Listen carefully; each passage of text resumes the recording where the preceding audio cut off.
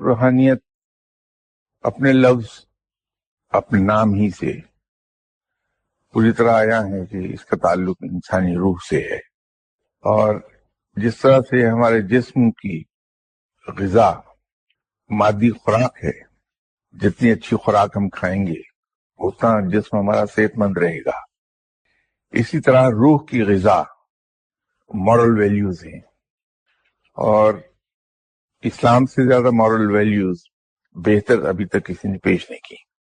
تو اگر ہم ان کی پابندی کرتے ہیں اور ان پر عمل کرتے ہیں تو ہماری روح ترقی کرے گی۔ روح اس دنیا میں ایک بہتر زندگی گزارنے کے لیے انتہائی ضروری ہے۔ جو شخص روحانی طور پر جتنا تندرست ہوگا اس کی مورل ویلیوز اتنی ہی زیادہ اچھی ہوں گی، اور جتنی کسی شخص کی مورل ویلیوز زیادہ اچھی ہیں وہ اتنا ہی اس دنیا میں بھی باعزت ہے اور آخرت میں بھی باعزت ہے۔ اسی لیے وہ لوگ جو روحانیت کی راہ پر چلتے ہیں وہ حقوق العباد پر بے پناہ زور دیتے ہیں۔